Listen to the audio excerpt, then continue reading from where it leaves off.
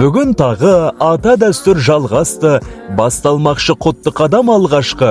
Қол ұстасып, отау тіккен қос ботам көпшіліктің ақ батасын алмақшы.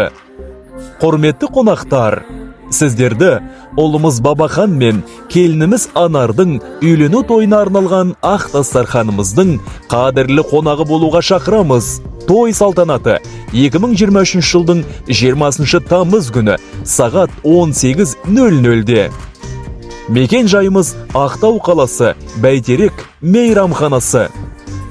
Той иелері Марал, Жаңагүл. Келіңіздер, қуанышымызға ортақ болыңыздар.